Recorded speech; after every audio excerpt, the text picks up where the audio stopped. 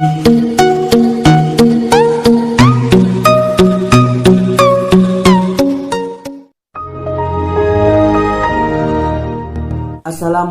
warahmatullahi wabarakatuh. Perkenalkan, nama saya Rudi Batiar, NIM T20197112 dari kelompok 9 Studi Quran dan Tafsir Tarbawi.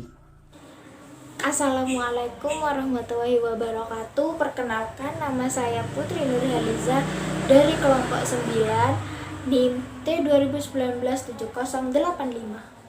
Warahmatullahi wabarakatuh. Perkenalkan, nama saya Sri Wahyuni, NIM T2019 Saya perwakilan dari kelompok 9.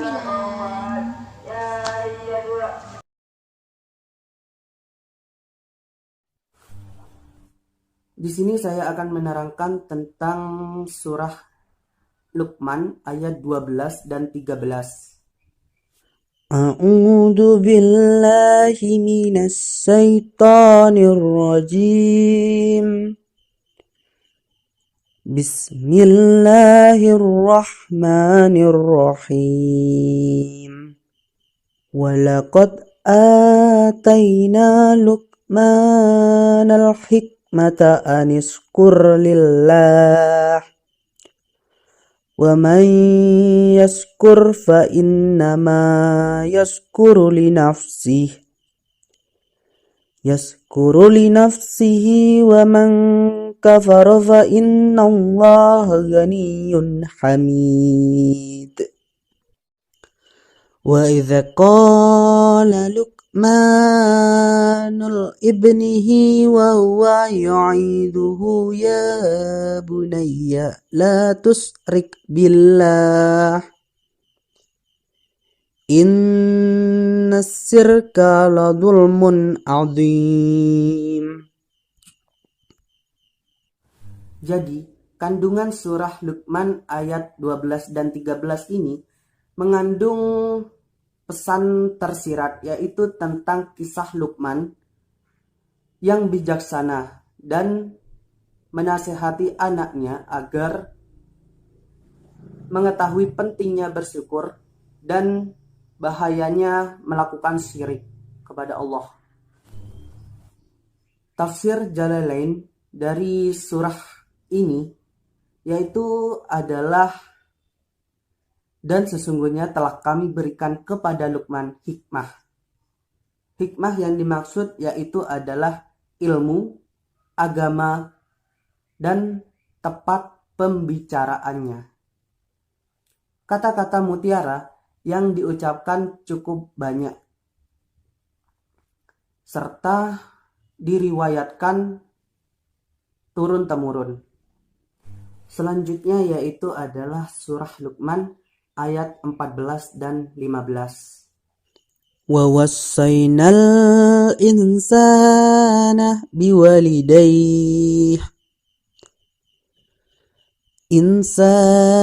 biwalidayhi hamalathu ummuhu wahnan ala wahnin wa fisaluhu fi amaini anishkur li wa liwalidayhi ilayyal masyir. Wa in jahadaka ala an tusrika bima laysa laka bihi ilmun fala tuti'huma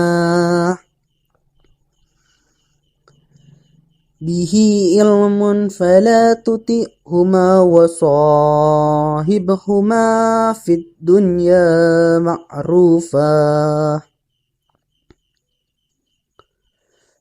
dunya ma'rufa wattabi' sabila man anaba ilayya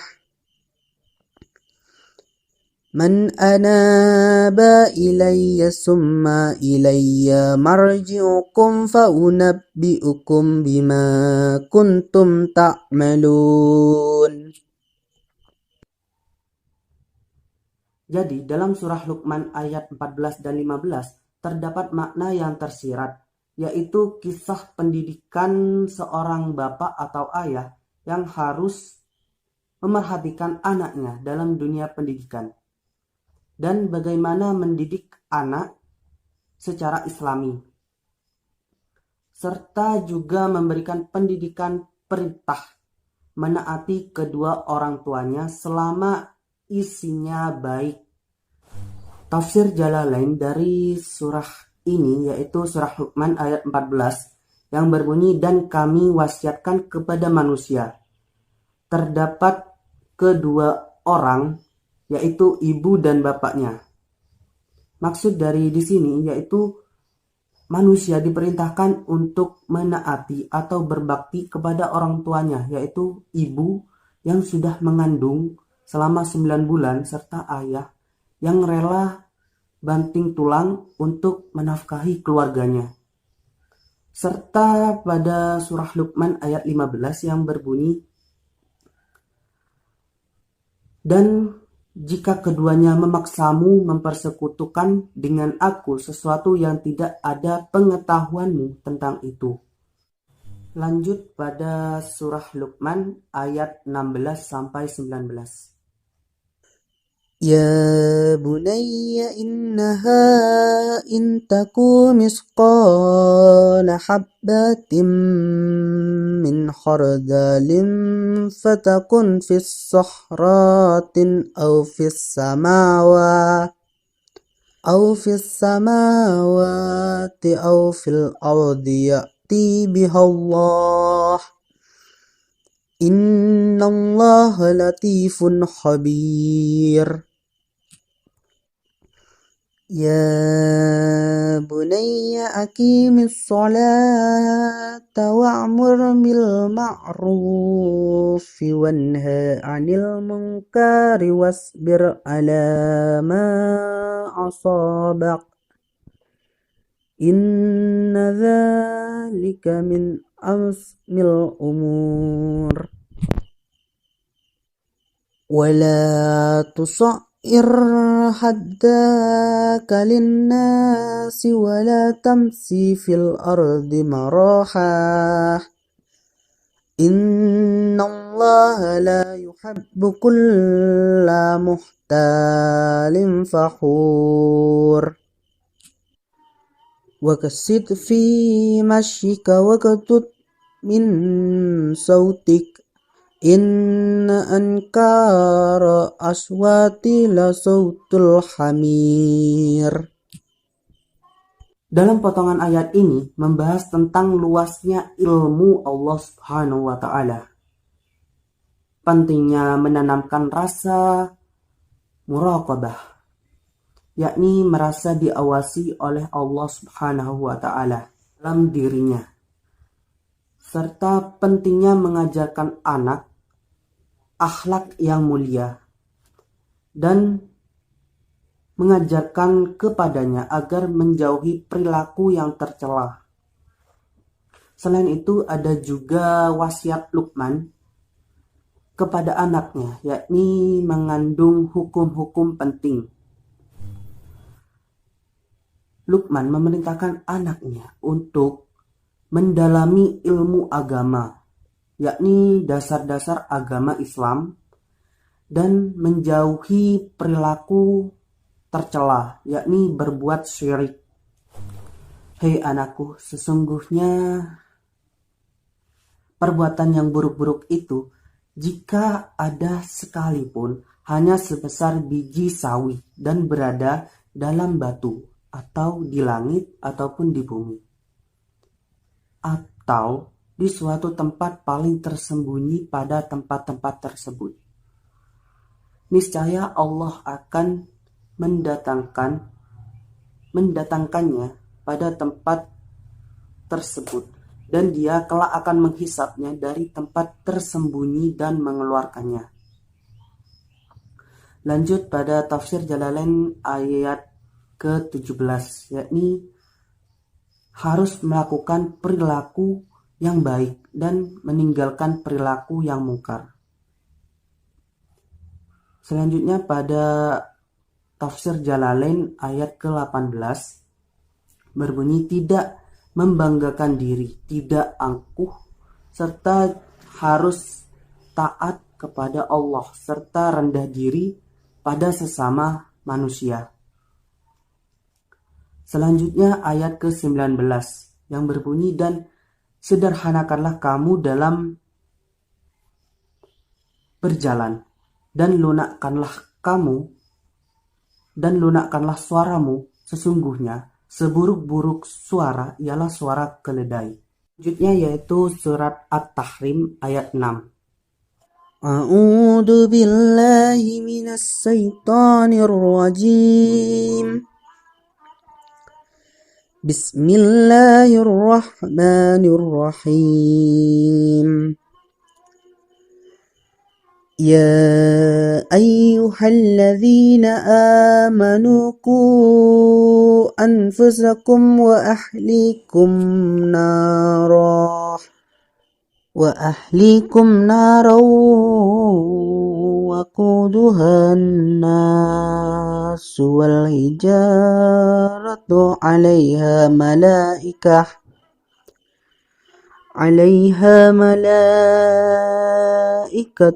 غلاظ شداد لا يعصون الله ما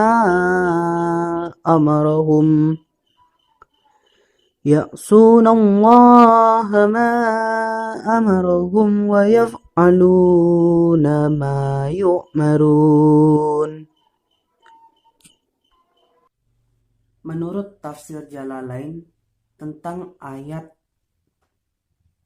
tersebut adalah, hai orang-orang beriman, peliharalah diri kalian dan keluarga kalian dengan mengarahkan mereka kepada jalan-jalan ketaatan kepada Allah dari api neraka yang bahan bakarnya adalah manusia, orang-orang kafir, dan batu, seperti berhala-berhala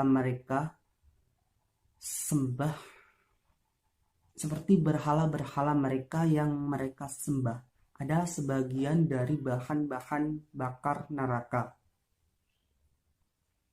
Berbeda halnya dengan api di dunia, karena api di dunia dinyalakan dengan kayu dan lain-lain sebagainya, sebagaimana yang akan diterangkan nanti pada surah At-Tahrim. Yang kasar, lafal gilazun ini diambil dari asal kata gilazul qalbi, yakni kasar hatinya, yang keras, sangat keras hantamannya. Mereka tidak pernah mendurhakan Allah terhadap apa yang telah diperintahkannya kepada mereka.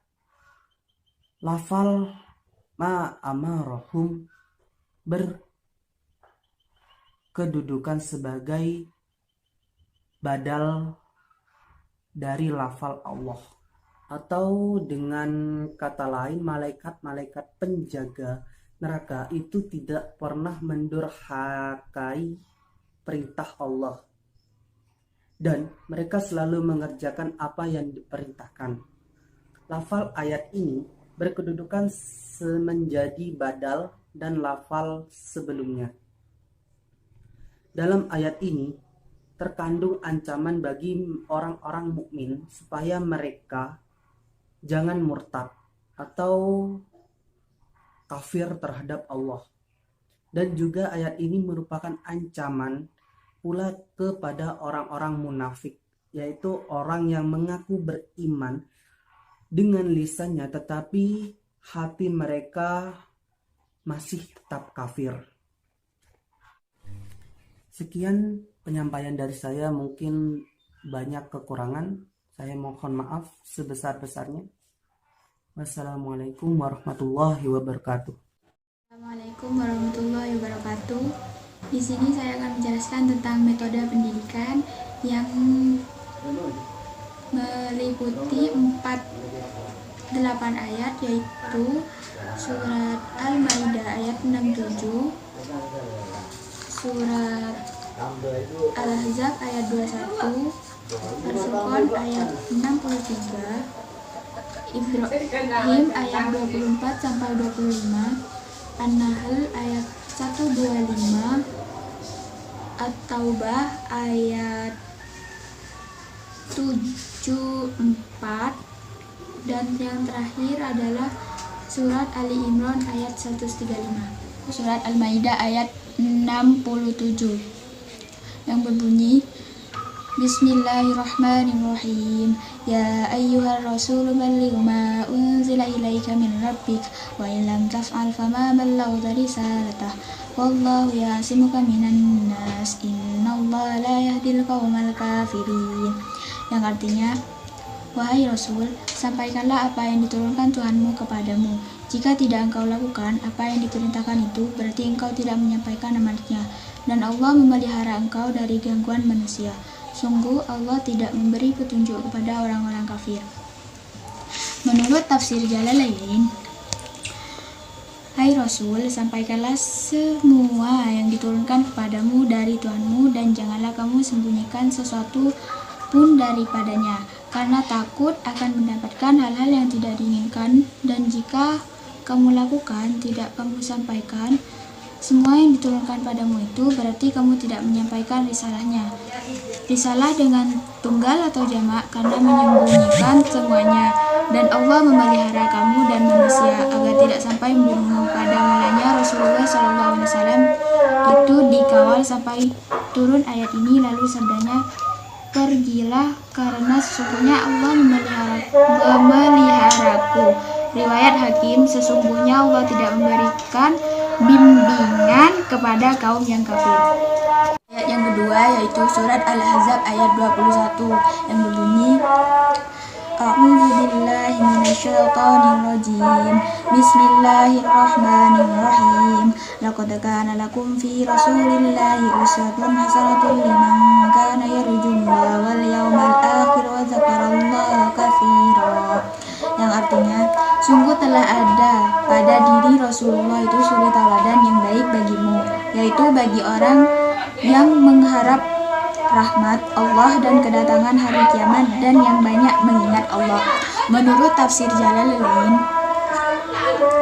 sesungguhnya telah ada pada diri Rasulullah itu suri teladan bagi kalian. Dapat dibaca iswatun hasanah dan uswatun hasanah yang baik, untuk diikuti dalam hal berperang dan keteguhan, serta kesabarannya untuk diikuti dalam hal serta kesabarannya yang masing-masing diterapkan pada tempat-tempatnya bagi orang. Lafal ayat ini berkedudukan menjadi badal dari lafal laku, yang lafal ayat ini berkedudukan menjadi badal yang mengharap rahmat Allah, yakni takut kepadanya dan hari kiamat, dan dia banyak menyebut Allah, berbeda halnya dengan orang-orang yang selain mereka. Ayat yang ketiga yaitu surat Al-Furqan ayat 63 yang berbunyi, A'udzu billahi minasyaitonir rajim. Bismillahirrahmanirrahim. Wa ibadur rahmanil ladzina yamshuna 'alal ardi haunan wa idza khatabahumul jahiluna qalu salama. Yang artinya, adapun hamba-hamba Tuhan yang Maha Pengasih itu adalah orang-orang yang berjalan di bumi dengan rendah hati, dan apabila orang-orang bodoh menyapa mereka dengan kata-kata yang menghina, mereka mengucapkan salam. Menurut tafsir Jalalain adalah, dan hamba-hamba Allah yang Maha Pemurah itu, yakni hamba-hambanya yang baik. Lafal ayat ini dan kalimat sesudahnya berkedudukan menjadi mubtada, yaitu sampai dengan firman-Nya, ulaika yujzauna.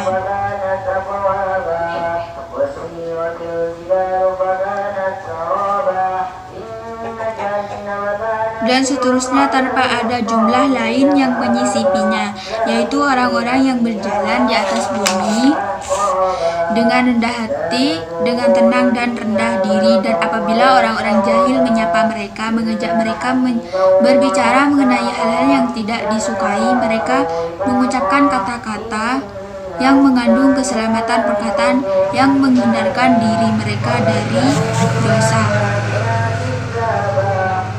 Ibrahim ayat 24 sampai 25 yang berbunyi Bismillahirrahmanirrahim. Alam tara kaifa daraballahu mathalan kalimatan thayyibatan kasyajaratin thayyibatin asluha thabitu wa far'uha fis sama' tu'ti ukulaha kulla hinin bi'idzni rabbiha wa yadribullahu al-amsal lin-nasi la'allahum yatadhakkarun, yang artinya, tidaklah kamu memperlihatkan bagaimana Allah telah membuat perumpamaan kalimat yang baik seperti pohon yang baik, akarnya kuat dan cabangnya menjulang ke langit. Pohon itu menghasilkan buahnya pada setiap waktu dengan seizin Tuhannya, dan Allah membuat perumpamaan-perumpamaan itu untuk manusia agar mereka selalu ingat. Menurut tafsir Jalalain, tidaklah kamu memperhatikan bagaimana Allah telah membuat perumpamaan lafal mat salam ini dijelaskan oleh padanya, yaitu kalimat yang baik, yakni kalimat la ilaha illallah yang artinya tiada Tuhan selain Allah. Seperti pohon yang baik, yaitu pohon kurma, akarnya teguh menancap dalam bumi dan cabangnya, ranting-rantingnya menjulang ke langit.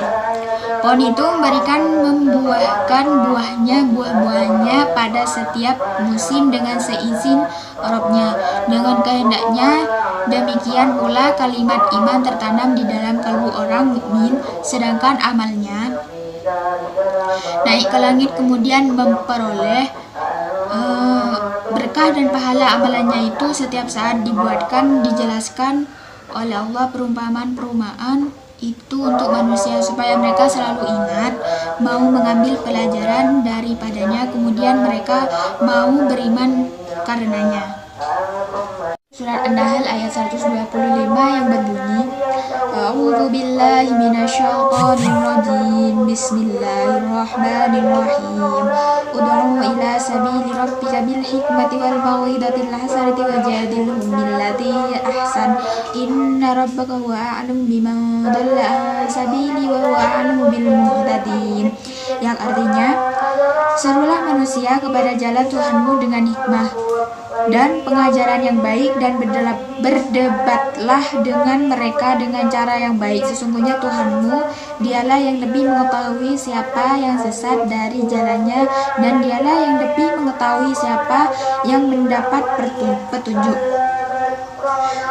Menurut tafsir Jalalain, serulah manusia, hai Muhammad, kepada jalan Rabb-Mu, yakni agamanya dengan hikmah, dengan Al-Quran dan peralatan yang baik, pelajaran yang baik atau nasihat yang lembut, dan bantahlah mereka dengan cara bantahan yang baik, seperti menyuruh mereka untuk menyembah Allah dengan menyampaikan kepada mereka tanda-tanda kebesarannya atau dengan hujah-hujah yang jelas. Sesungguhnya Rabb-Mu, dialah yang lebih maha mengetahui tentang siapa yang tersesat dari jalannya, dan dialah yang lebih mengetahui orang-orang yang mendapat petunjuk, maka dia membalas mereka. Ayat ini diturunkan sebelum diperintahkan untuk memerangi orang-orang kafir, dan diturunkan ketika Hamzah gugur dalam keadaan tercincang ketika Nabi SAW melihat keadaan jenazahnya, lalu beliau SAW bersumpah melalui sabdanya, sungguh aku bersumpah akan membalas 70 orang dari mereka sebagai penggantimu. Keenam, yaitu ayat surat At-Taubah ayat 74 yang berbunyi Bismillahirrahmanirrahim. Yahlifuna billahi ma qalu wa laqad qalu kalimatal kufri wa kafaru ba'da islamihim wa hammu bima lam yanalu wa ma naqamu illa an aghnahumullahu wa rasuluhu min fadli fa yatubu yaku khairan lahum wa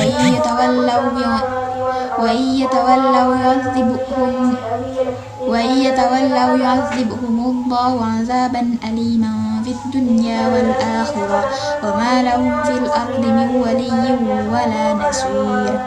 Yang artinya, Mereka orang munafik bersumpah dengan nama Allah bahwa mereka tidak mengatakan sesuatu yang menyakiti Muhammad. Sungguh mereka telah mengucapkan perkataan kekafiran dan telah menjadi kafir setelah Islam dan menginginkan apa yang mereka tidak dapat mencapainya. Dan mereka tidak mencela Allah dan Rasulnya sekiranya Allah dan Rasulnya telah melimpahkan karunia-Nya kepada mereka. Maka jika mereka bertobat, itu adalah lebih baik bagi mereka. Dan jika mereka berpaling, niscaya Allah akan mengazab mereka dengan azab yang pedih di dunia dan akhirat. Dan mereka tidak mempunyai pelindung dan tidak pula penolong di bumi. Menurut tafsir Jalalain, mereka berani bersumpah, yaitu orang munafik, dengan memakai nama Allah bahwa mereka tidak mengatakan sesuatu yang menyakiti hatimu. Sesungguhnya mereka telah mengucapkan perkataan kekafiran dan telah menjadi kafir sesudah Islam, yakni mereka telah menampakkan kekafirannya sesudah terlebih dahulu mereka menampakkan keislamannya dan mengingini apa yang mereka tidak dapat mencapainya. Keinginan mereka untuk membunuh Nabi Shallallahu Alaihi Wasallam pada malam Aqabah sewaktu beliau kembali dari Tabuk. Jumlah mereka yang mengadakan makar itu ada belasan orang lelaki, akan tapi Ammar bin Yasir segera bertindak memukuli muka-muka kendaraan mereka tatkala mereka mulai mengepung Nabi Shallallahu Alaihi Wasallam, sehingga mereka bubar dan mereka tidak mencela mengingkari Allah dan Rasulnya, kecuali karena Allah dan Rasulnya telah melimpahkan kecukupan kepada mereka sebagai karunia-Nya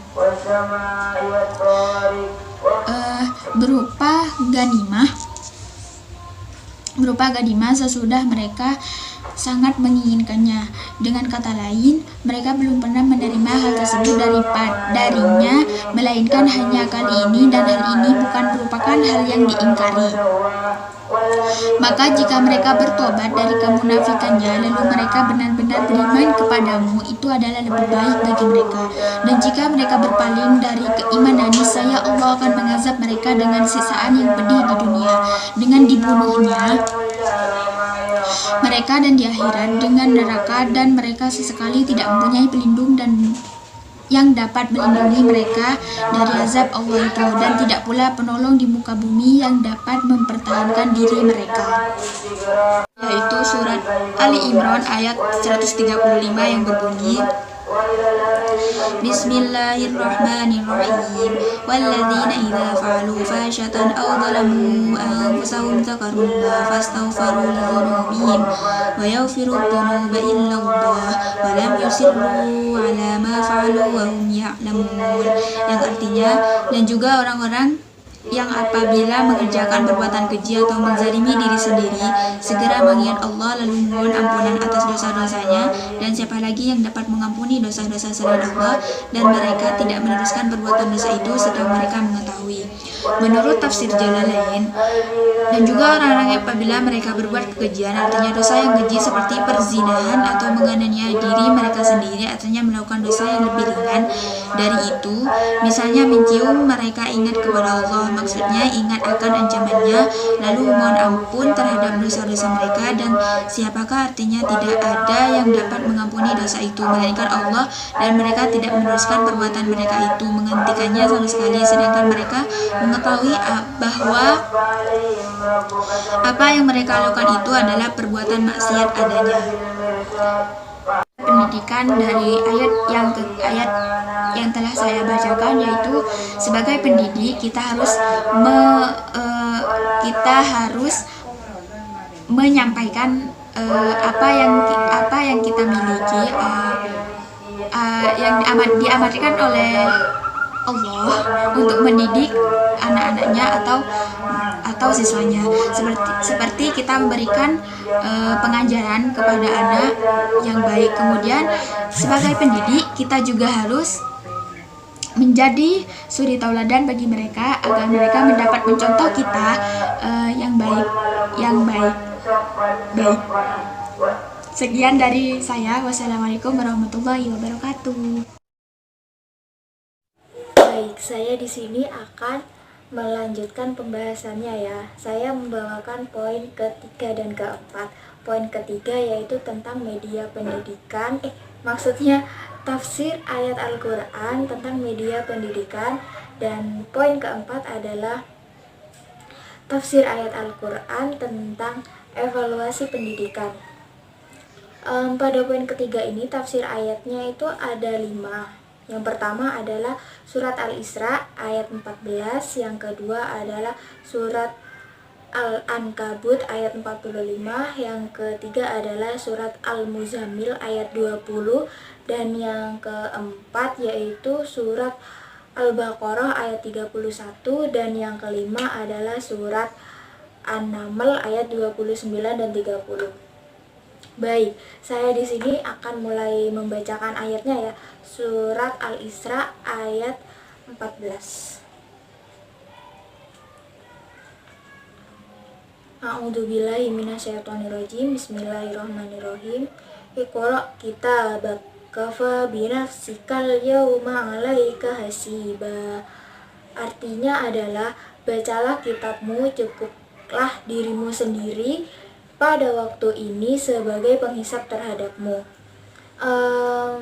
Tafsir dari ayat ini adalah tentang membaca ayat kitab atau Al-Quran, kehidupan dan catatan amalan-amalan perbuatannya. Dalam ayat ini juga yaitu tidak hanya orang yang sempurna dapat membaca Al-Quran, dan semua orang itu bisa membaca Al-Quran karena semua itu sudah izin Allah ya, semuanya pasti bisa membaca ayat Al-Quran, dan cukuplah diri sendiri ini yang tahu tentang kebaikan-kebaikan itu tadi. Baik, saya di sini akan membacakan surat Al-Ankabut ayat 45 yang ayatnya berbunyi seperti ini. Bismillahirrahmanirrahim. Utslu ma uhiya ilaika minal kitabi wa aqimis sholah. Inna sholata tanha 'anil fahsya'i wal munkar wa la dzikrullahi akbar wallahu ya'lamu ma tasna'un. Yang artinya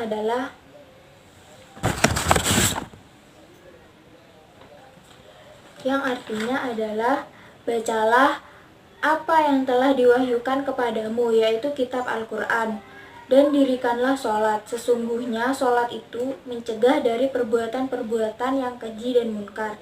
Dan sesungguhnya mengingat Allah, sholat adalah lebih besar keutamaannya dari ibadah-ibadah yang lain. Dan Allah mengetahui apa yang kamu kerjakan, Dan menurut Jalalain, ayat ini tuh maksudnya bacalah apa yang telah diwahyukan kepadamu, yaitu Alkitab. Alkitab kita kan Al-Quran gitu. Kemudian dirikanlah sholat. Sesungguhnya sholat itu mencegah dari perbuatan-perbuatan keji dan munkar. Menurut syariat, seharusnya sholat menjadi benteng bagi seseorang dari perbuatan-perbuatan yang keji dan munkar, selagi ia benar-benar mengerjakannya. Dan sesungguhnya mengingat Allah adalah lebih besar keutamaannya daripada ibadah-ibadah dan amal ketaatan lainnya. Dan Allah mengetahui apa yang sedang kalian kerjakan, saya kerjakan. Allah itu pasti tahu, maka Dia akan membalas kepada kalian. Jadi semua sifat apa yang kita kerjakan itu ada balasannya. Gitu guys. Baik, saya di sini akan melanjutkan ayat yang ketiga, yaitu Al-Muzammil ayat 20. Baik, saya akan membacakan ayatnya, kemudian membacakan artinya dan tafsirnya. Bunyi ayatnya seperti ini. Bismillahirrahmanirrahim. Inna rabbaka ya'lamu annaka taqumu adna min sulusayil laili wa nisfahu wa sulusahu wa ta'ifatum minal ladzina ma'ak wallahu yuqaddirul laila wan nahar amila allan tuhsu fataba alaikum faqra'u ma yatassara minal qur'an amila an sayakunu minkum marada wa akharuna nadribuna fil ardi yabtaguna min fadlillah wa akharuna yuqatiluna fi sabilillah faqra'u ma tasayyara minhu wa aqimus sholata wa atuz zakata wa aqridullaha qardan hasana wa ma tuqaddimu li anfusikum min khairin tajiduhu indallah huwa khairu wa doma ajra wastaghfirullah innallaha ghafurur rahim,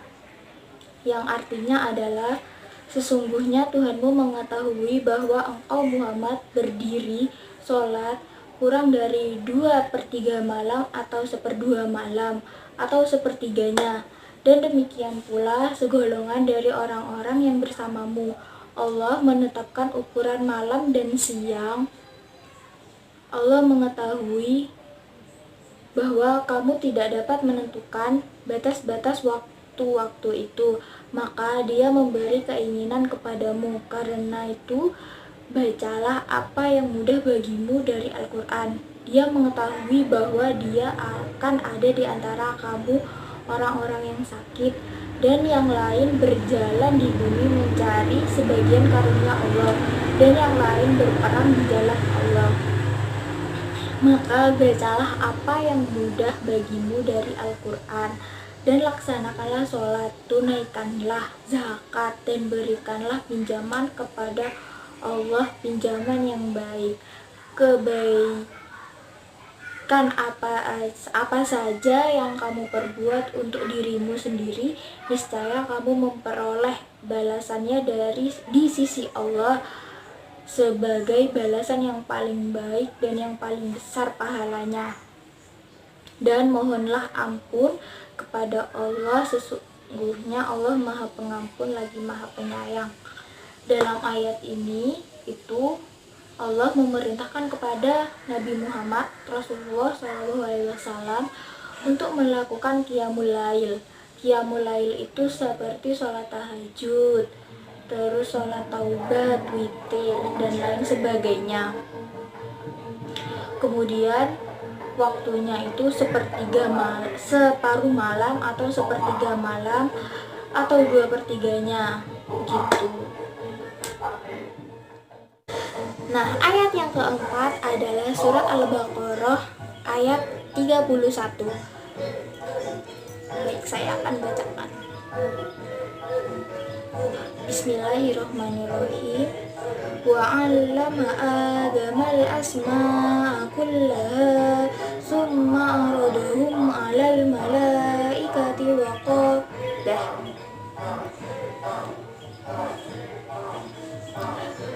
Baik, saya akan melanjutkan ayat Al-Quran yang keempat, yaitu surat Al-Baqarah ayat 31. Langsung saja bacaannya adalah seperti berikut. Bismillahirrahmanirrahim. Wa 'allama Adamal asma'a kullaha tsumma 'aradahum 'alal malaikati faqala anbi'uni bi asma'i haula'i in kuntum shadiqin, yang artinya adalah, dan Dia ajarkan kepada Adam nama-nama benda semuanya. Kemudian dia perlihatkan kepada para malaikat seraya berfirman, sebutkanlah kepadaku nama-nama semua benda ini jika kamu yang benar. Menurut Jalalain, tafsir dari ayat ini adalah maksud nama-nama benda kesemuanya adalah ya dalam jalan memasukkan ke dalam kalbunya pengetahuan tentang benda-benda itu, kemudian dikemukakannya mereka. Maksudnya adalah benda-benda tadi yang ternyata bukan saja benda-benda mati, tetapi juga makhluk-makhluk berakal kepada para malaikat. Lalu Allah berfirman untuk memojokkan mereka. Seperti ini firman-Nya. Beritahukanlah kepadaku, sebutkanlah nama-nama mereka, yakni nama-nama benda itu, jika kamu memang benar bahwa tidak ada yang lebih tahu daripada kamu antara makhluk-makhluk yang kuciptakan ditujukan oleh kalimat-kalimat sebelumnya. Ayat ini tuh lebih menjelaskan bahwa Allah mengajarkan kepada Nabi Adam tentang benda-benda. Kemudian setelah Nabi Adam mengetahui semua nama benda tersebut, maka keturunan dan Nabi Adam dapat dikatakan sebagai khalifah di bumi. Khalifah di bumi untuk menjaga dan merawat bumi dengan baik dan benar, tidak merusak dan mencorengnya, dan tidak mencoreng bumi. Seperti itu.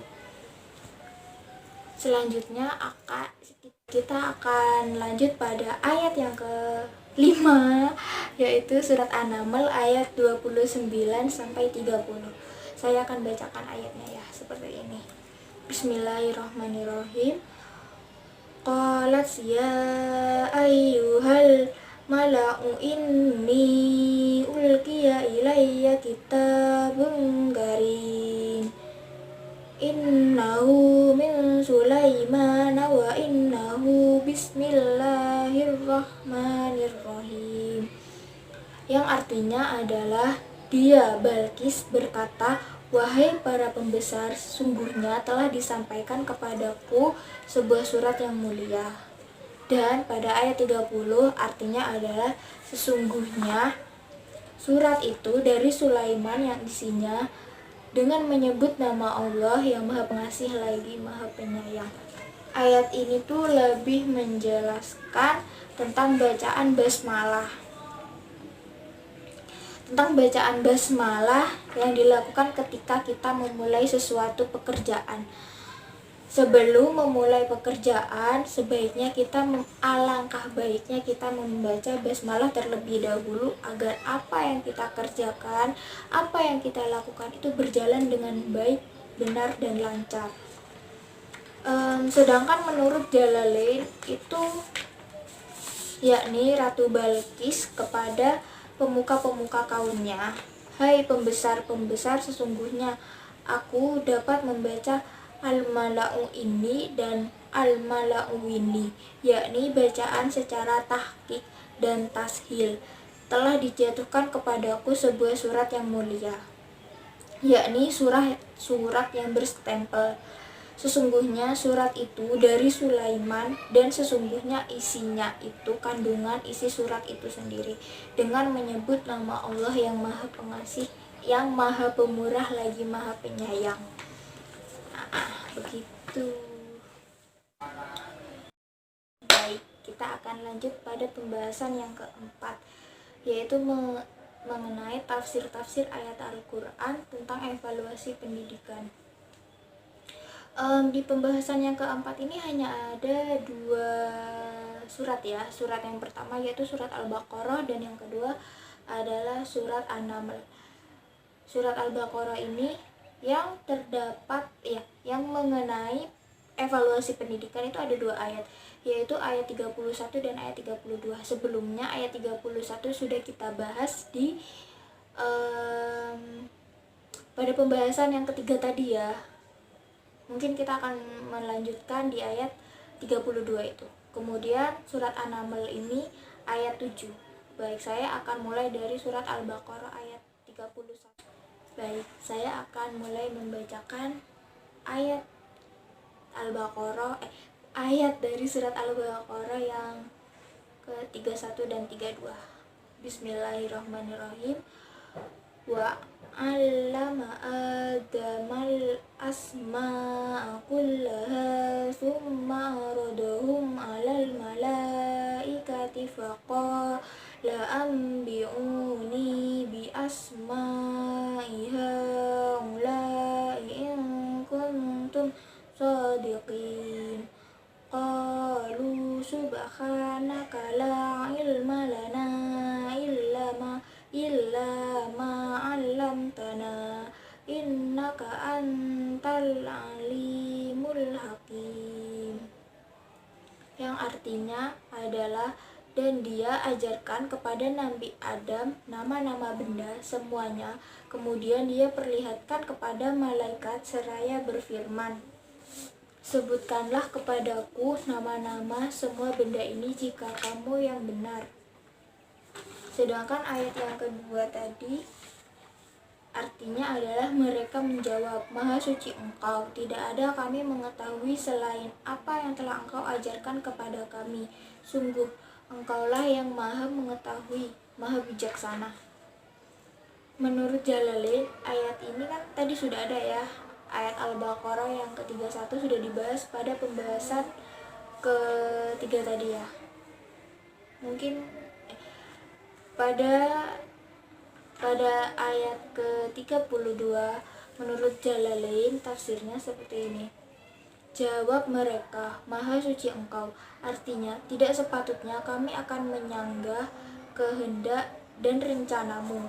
Tidak ada yang kami ketahui, kecuali sekadar yang telah Engkau ajarkan kepada kami. Mengenai benda-benda tersebut, sesungguhnya Engkaulah sebagai tauhid atau penguat bagi engkau yang pertama, yang maha mengetahui lagi maha bijaksana, hingga tidak seorang pun yang lepas dari pengetahuan serta hikmah bijaksanamu. Seperti itu. Kemudian lanjutkan ayat surat yang kedua, yaitu surat An-Naml ayat ke-7, dan bacaannya seperti ini. Bismillahirrahmanirrahim.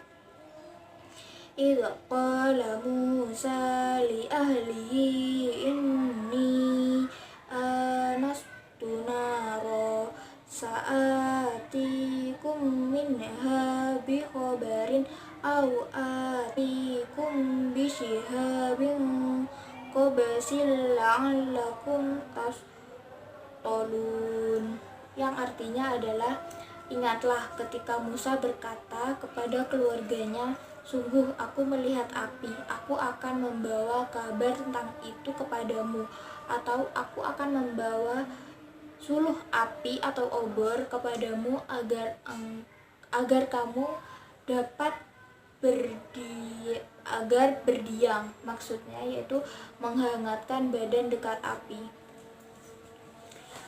Maksud dari ayat ini adalah bahwa jalan yang akan mereka tempuh ketika kita tersesat, yaitu nampak kelihatan dari jauh bahwa akan ada cahaya yang akan menerangi untuk kembali ke jalan yang tidak sesat.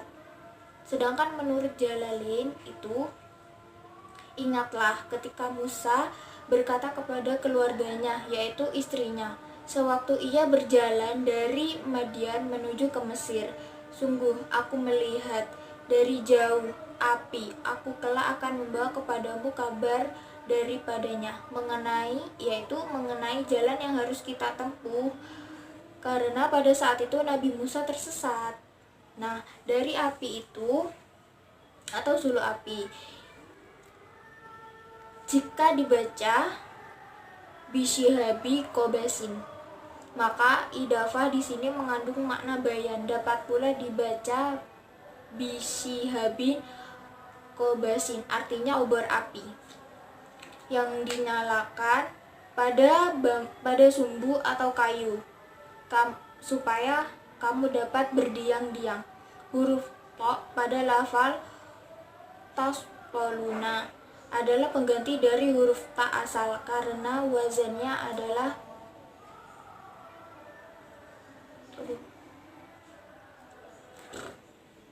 menurut Jalalain, arti yang di sini adalah yaitu ingatlah ketika Musa berkata pada keluarganya, yaitu istrinya, sewaktu ia berjalan dari Madian menuju ke Mesir. Kemudian pada saat itu Nabi Musa tersesat dari api itu. Dia bisa dari api atau suluh api itu, ia bisa berdiam dari api untuk menghilangkan rasa dinginnya itu. Seperti itu. Jadi kesimpulannya adalah dari surat Luqman ayat 12 sampai 19 dan surat At-Tahrim itu mengajarkan kita tentang materi pendidikan mengenai ada 7 hal. Yang pertama adalah sebuah nikmat yang diberikan dari Allah Subhanahu wa taala. Yang kedua, sebagai umat beragama kita harus memiliki rasa syukur yang tinggi. Yang ketiga, menaati kedua orang tua selama isinya bukan maksiat kepada Allah Subhanahu wa taala. Yang keempat, pentingnya menanamkan rasa muraqabah atau merasa diawasi Allah Subhanahu wa taala ke dalam diri anak. Kemudian yang kelima adalah pentingnya mengajarkan anak akhlak yang mulia dan mengingatkan kepadanya agar menjauhi akhlak tercela. Kemudian yang keenam yaitu peringatan terhadap hari kiamat, dan yang ketujuh adalah serta tanggung jawab seorang mukmin terhadap dirinya dan keluarganya. Kemudian di dalam surat-surat Al-Qur'an pada pembahasan yang kedua yaitu tentang metode pendidikan, yaitu ada 7 juga. Yang pertama adalah Nabi Muhammad SAW merupakan suri tauladan yang sangat baik untuk ditiru. Yang kedua adalah dalam memakai sebuah metode pendidikan, kita harus menegakkan kejujuran serta berjihad di atas segala kebenaran. Yang ketiga adalah sebagai seorang muslim, kita harus menyifati diri kita dengan kemuliaan pada saat beribadah kepadanya, dan agar ia mendapatkan pahala yang besar di akhirat.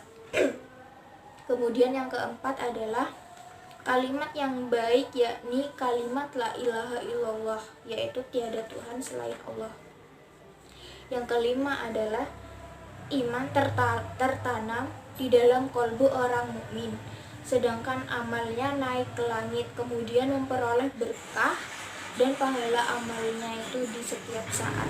Yang keenam yaitu di dalam berdakwah, Allah Subhanahu wa taala selalu menemani orang-orang yang bertakwa. Dan yang ketujuh yaitu di dalam berdakwah kita juga harus bisa bersikap tegas kepada orang-orang. Kemudian yang ketiga, pembahasan yang ketiga mengenai media pendidikan, yaitu ada 5 yang dapat kita pelajari, yaitu yang pertama adalah setiap manusia akan ditanya tentang amalnya. Yang kedua yaitu sholat dapat mencegah perbuatan keji dan munkar. Dan yang ketiga adalah keringanan Allah Subhanahu wa taala kepada Rasulnya dan kaum mukmin dalam melakukan qiyamul lail. Kemudian yang keempat yaitu penciptaannya dan bagaimana dia mengistimewakan dengan khalifah dan ilmu. Dan yang kelima adalah isyarat pentingnya bermusyawarah. Nah, pada pembahasan yang keempat yaitu tentang evaluasi pendidikan. Di sini ada 2 poin yang dapat kita ambil, yaitu yang pertama, Allah Subhanahu wa taala menyebutkan kisah manusia pertama, yaitu Nabi Adam alaihi salam, penciptaannya dan bagaimana dia mengistimewakannya dengan khalifah dan ilmu. Dan yang kedua adalah perbandingan antara orang-orang yang mendustakan risalah Nabi Musa alaihi salam dengan orang-orang yang mendustakan risalah Nabi Muhammad sallallahu alaihi wasallam. Nah, sekian dari video presentasi kita ini. Wassalamualaikum warahmatullahi wabarakatuh.